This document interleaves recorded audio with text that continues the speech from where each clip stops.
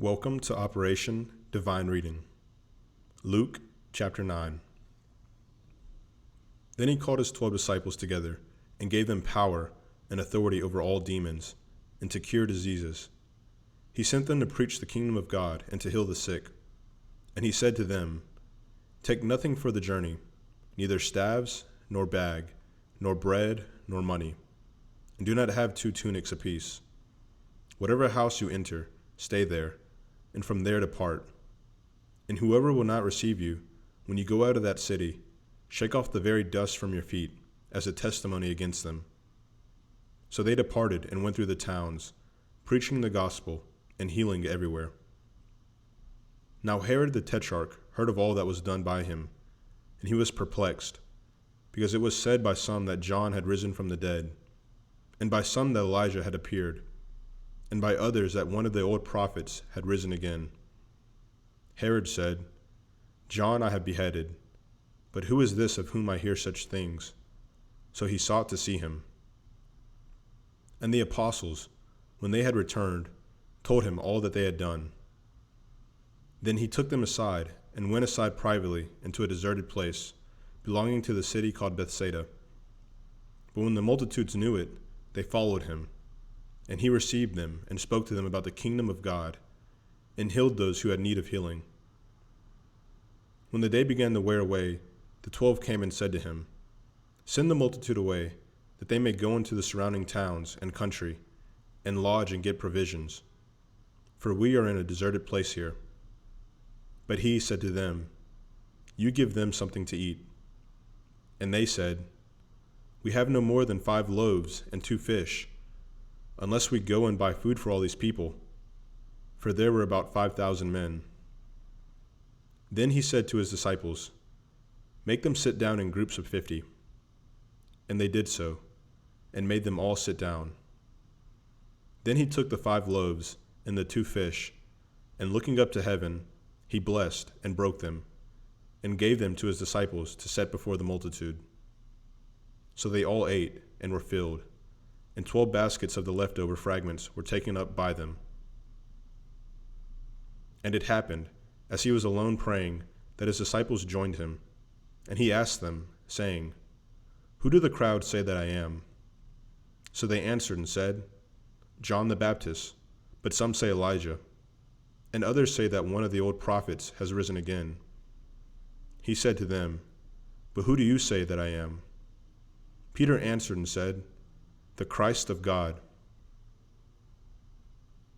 And he strictly warned and commanded them to tell this to no one, saying, "The Son of Man must suffer many things, and be rejected by the elders and chief priests and scribes, and be killed, and be raised the 3rd day." Then he said to them all, "If anyone desires to come after me, let him deny himself, and take up his cross daily, and follow me. For whoever desires to save his life will lose it, but whoever loses his life for my sake will save it. For what profit is it to a man if he gains the whole world and is himself destroyed or lost? For whoever is ashamed of me and my words, of him the Son of Man will be ashamed when he comes in his own glory, and in his Father's, and of the holy angels. But I tell you truly, there are some standing here who shall not taste death till they see the kingdom of God." Now it came to pass, about 8 days after these sayings, that he took Peter, John, and James, and went up on the mountain to pray. As he prayed, the appearance of his face was altered, and his robe became white and glistening. And behold, 2 men talked with him, who were Moses and Elijah, who appeared in glory and spoke of his decease, which he was about to accomplish at Jerusalem. But Peter and those with him were heavy with sleep. And when they were fully awake, they saw his glory and the 2 men who stood with him. Then it happened, as they were parting from him, that Peter said to Jesus, "Master, it is good for us to be here. Let us make 3 tabernacles, one for you, one for Moses, and one for Elijah," not knowing what he said.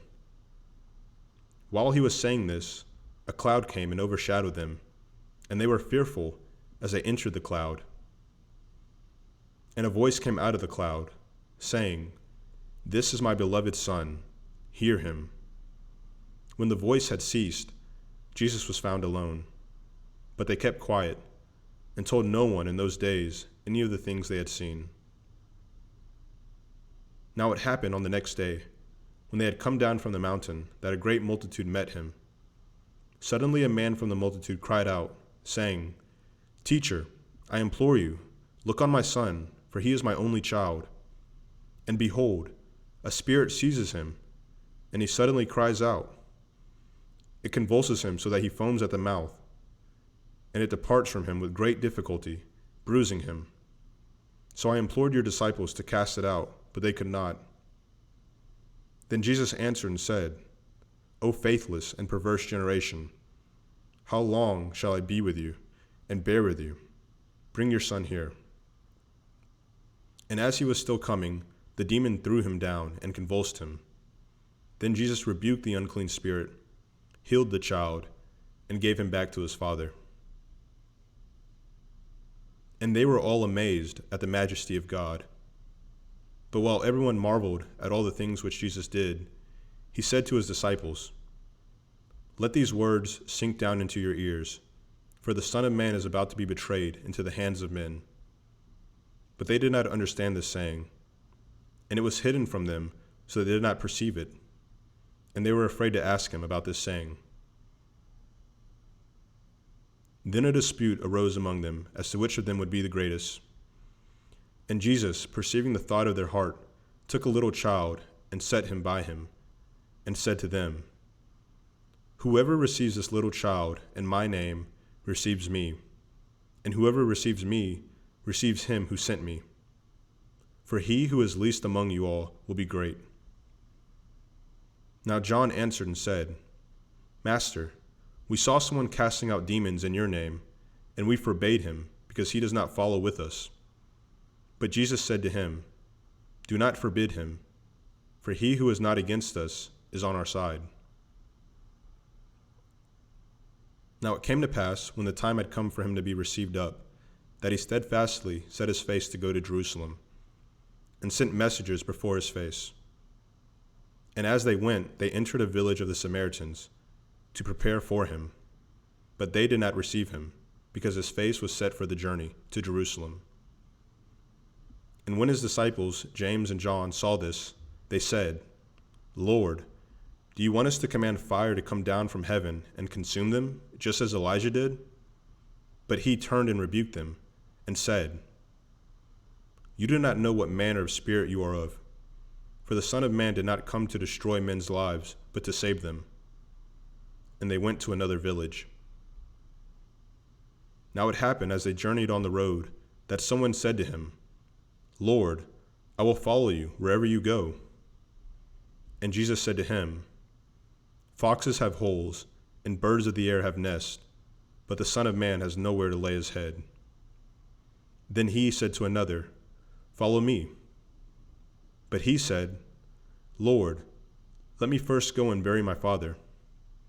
Jesus said to him, "Let the dead bury their own dead, but you go and preach the kingdom of God." And another also said, "Lord, I will follow you, but let me first go and bid them farewell who are at my house." But Jesus said to him, "No one, having put his hand to the plow and looking back, is fit for the kingdom of God."